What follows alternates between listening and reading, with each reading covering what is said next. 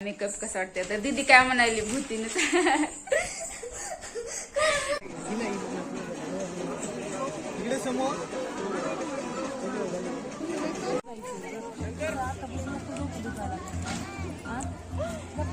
नवरी खूप रडत होती तर मी तर माझ्याला हा हॅलो कसे आहात तर बघा मी ज्योती तुम्हा सर्वांचं पुन्हा एकदा माझ्या नवीन व्हिडिओ मध्ये खूप सारं स्वागत। तर बघा मी ओळखू येते का तर आज आहे आता लग्न तर काल तुम्ही हळदीचा व्हिडिओ बघितला असेल तर आज लग्न आहे संडेचं तर बघा कसा केलाय लुक तर मी असं केलंय आणि दीदीचा पण इकडे असा आहे दीदी दाखव ना इकडे ना आणि त्यांचं अजून तर आवरलंच नाही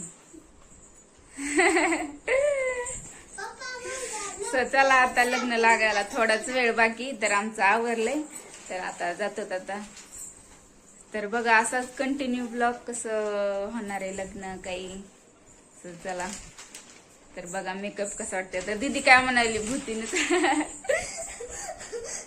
तर मी पार्लरला मेकअप नाही केला मी घरीच मेकअप केलाय तर कसा आलाय तर बघा पार्लरला नाही गेले मी घरीच मेकअप करत असते तर चला मग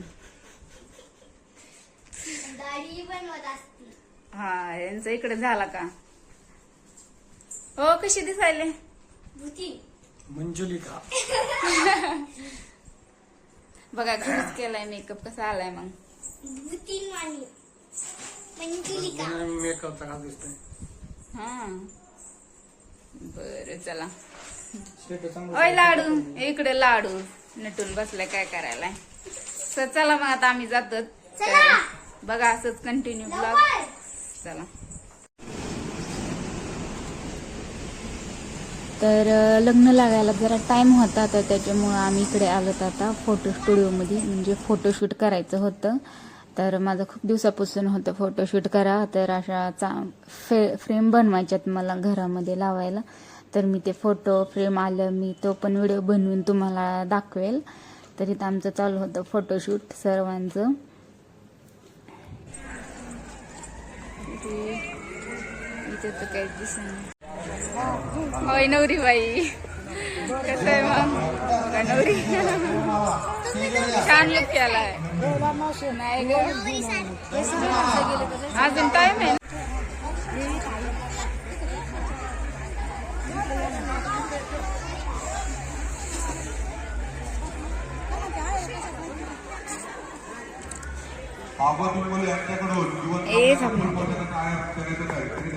त्यांच्यातर्फे मुलीचे आई वडील भागवत इंगोले यांना फुल पोशाख आहे शर्यतीचा इतरिकेचा स्वीकार करा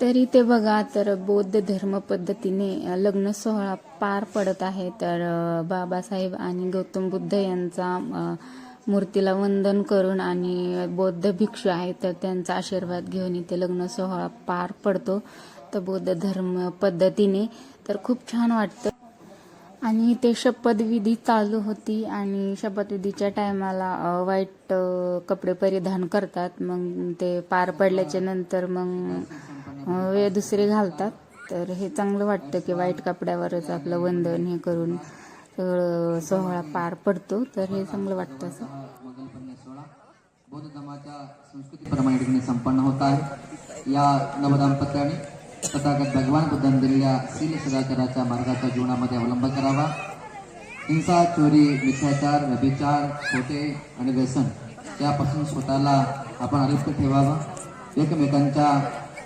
भावभावनांचा आपण विचार करावा तुमच्या भावी आयुष्यामध्ये तुम्हाला सुख शांती समाधान मिळावे तुमच्या मनातील इच्छा आकांक्षा पौर्णिमेच्या चंद्रमाप्रमाणे फुलून जाव्यात सर्व प्रकारचे दुःख रोग भय नष्ट व्हावे हिताचा सुखाचा कल्याणाचा मार्ग मिळावा हीच मंगल कामना करतो आणि शेवटच्या धर्म पलंगण्याचा हा मंगलपूर्ण सोहळा संपन्न करतोय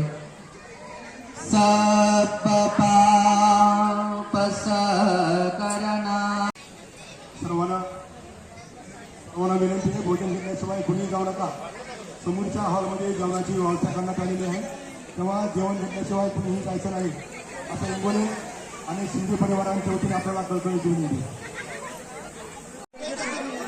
काय नवरी नवरदेवाच्या फोटोचा चांगला झाला मेकअप. चला फोटो काढू सोबत. मम्मी ये ना.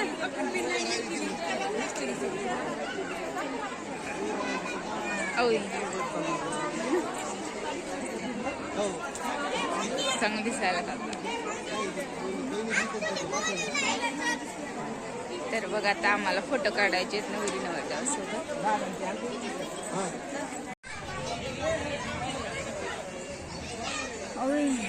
झालं का जेवण. दिसाना पण.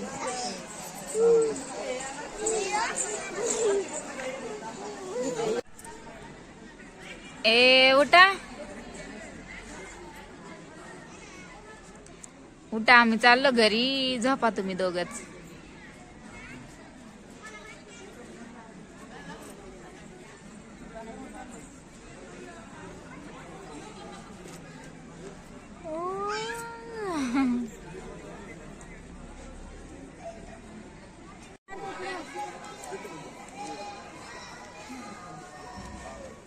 समोर पाहिजे सगळे.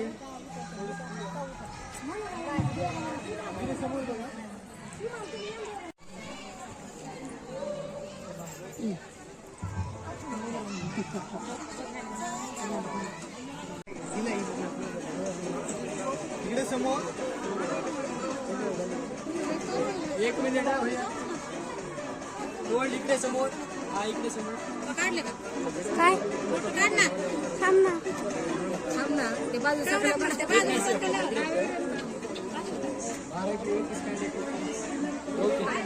असंच आहे का. तरी ते बघा तर नवरी खूपच रडत होती. कारण एका मुलीला किती हे वाटतं ना की आईवडिलांचं घर सोडून जावे लागतं.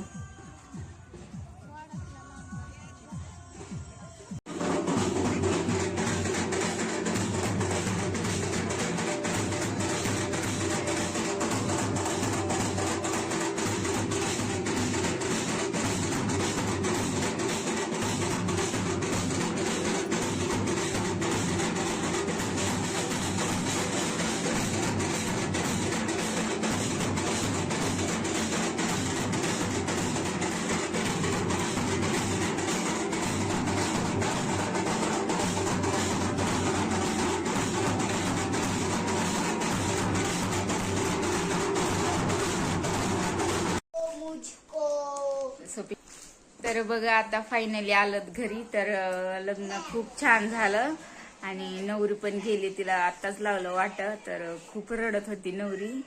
तर बघा कसं असतं ना, इतक्या वर्ष राहून आई वडिलांकडं परत जायचं दुसऱ्या घरी. हाय ना हो? तुम्हाला काय नसतंय ना. केस गेले माझे. ह्यांना काय नसतंय हाय का नाही. मुलींनाच बघा कसं दुसऱ्यांनी घरी जावं लागतंय आई वडिलाला सोडून. नवरी खूप रडत होती. तर मी तर माझ्या लग्नात तर रडलेच नाही. मला तर बळच रडवलं. म्हणून माझे केस गेले. उगाच गेले ते बघा केस. हो का. तर मी तर माझ्या लग्नामध्ये ना रडलेच नाही. बळच रडवलं. कारण नवरदेव छान भेटले होते हाय ना, म्हणून नाही ना रडू आलं. खुश झाली खुश. हो मग नंतर नवरदेवानी रडवलं ना.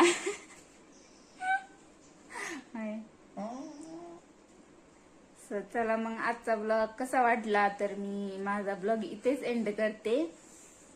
तर भेटूया नवीन ब्लॉग मध्ये. तर चला टाटा बाय बाय.